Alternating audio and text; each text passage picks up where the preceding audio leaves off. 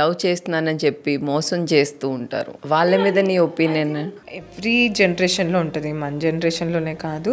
But మన జనరేషన్కి వచ్చేసరికి కొంచెం లవ్ అనేది కూడా ఇంకా it's very rare thing to happen అనేలాగా అయిపోయింది. ఇప్పుడు జెన్యూన్ బాయ్ ఫ్రెండ్ దొరికాడని కానీ షాక్ అవుతున్నారు. అసలు ఫ్రీడమ్ని చాలా మిస్యూజ్ చేసేసుకున్నారు, ఎస్పెషల్లీ ఆల్ ద బాయ్స్. అంటే ఒకప్పుడు అమ్మాయిని కలవాలి, ముద్దు పెట్టుకోవాలంటే పెళ్ళి ఈజ్ ద ఓన్లీ ఆప్షన్. ఇప్పుడు కొంచెం ఫ్రీడమ్ వచ్చి you can do few things before marriage అని చెప్పేసి దాన్ని అడ్వాంటేజ్గా తీసుకున్న మారిపోయిన అబ్బాయిలే కానీ, అంటే ఈ అమ్మాయి కాకపోతే ఇంక nobody wants to give you commitment. మళ్ళీ అలా అబ్బాయిలే ఉన్నారు అనుకుంటే, but there are few girls also like that. నేను ఫస్ట్ ఓన్లీ అబ్బాయిలు అనుకున్నా, తర్వాత అమ్మాయిలు చూసేసరి ఇంకా ఇద్దరు అలానే ఏడ్చారు. మధ్యలో మంచోళ్ళు జెన్యూన్గా ఉన్న వాళ్ళు బాధపడాలి కానీ లవ్ అని అంత ప్యూర్గా వెళ్ళిపోయి సూసైడ్ కూడా చేసుకున్న వాళ్ళు ఇప్పటికీ స్టిల్ లో ఉన్నారు. అలాంటి వాళ్ళకి నువ్వేం చెప్తావు సూసైడ్ చేసుకోకుండా? ఫెయిల్యూర్ అయిన వాళ్ళకి ఈషా వెళ్ళి మెడిటేషన్ నేర్చుకోండి. బికాజ్ నేను చాలాసార్లు లవ్ విషయం, నేను దేనికైనా డిప్రెస్ అవుతానంటే it's only because of love. I think it's not a good place to be. So mentally నువ్వు ఎక్కడో వీక్ ఉన్నావు, దాన్ని నువ్వు స్ట్రెంగ్త్ చేసుకుంటే, స్ట్రాంగ్ చేసుకుంటే నీకు అలాంటి ఫీలింగ్స్ రావు. సో గో లర్న్ ఈషా క్రియ. అంటే అది చేశాక కూడా అప్పుడప్పుడు నేను పడిన రోజులు ఉన్నాయి. బట్ మొన్న ఆశ్రమంలో 15 రోజులు ఉన్నాక నాకు పట్టిన తుప్పంతా వదిలేసింది. అంటే కొంచెం దైవంలో కొన్ని రోజులు దైవం పక్కన పెడితే అక్కడ స్థానిక that place can heal you and I feel that healed me. So I'm very much better. అక్కడ వెళ్తే కొంచెం ప్రశాంతంగా ఉంటుంది.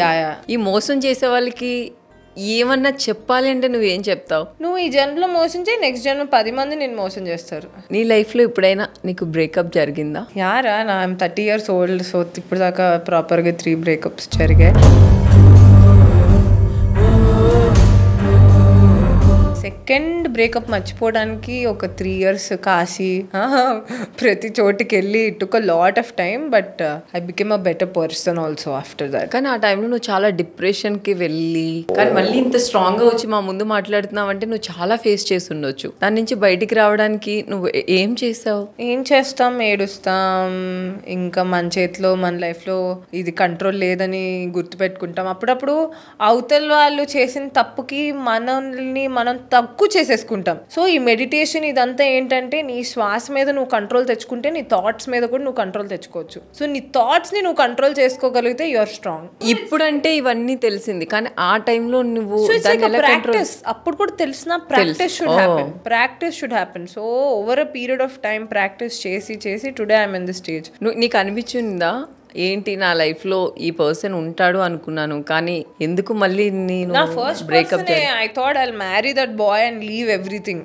అంటే ఇంకా అతన్ని తప్పితే ఇంకా వేరే ఎవరిని చూడకూడదు. ప్రతి అమ్మాయి ఒక అబ్బాయిని ప్రేమించినప్పుడు ఓకే ఇతనే నా లైఫ్ అని ఫిక్స్ అయి ఉంటుంది, కానీ అది జరగలేనప్పుడు తట్టుకోవడం చాలా కష్టం. బట్ అది జరిగింది చాలా మంచి కోసమే అని తర్వాత తెలుస్తుంది. సో మన లైఫ్ లో ఎక్కడో తెలియకుండా ఒక రాంగ్ స్టెప్ వేస్తూ ఉంటాం. నీ లైఫ్ లో ఎప్పుడైనా అలా రాంగ్ స్టెప్ జరిగిందా? సో చాలా తప్పులు చేశాను రా. ఇంకా I think in future also I'll do, but you learn from it and you be alert. దాన్ని మీరు ఎలా హ్యాండిల్ చేశారు?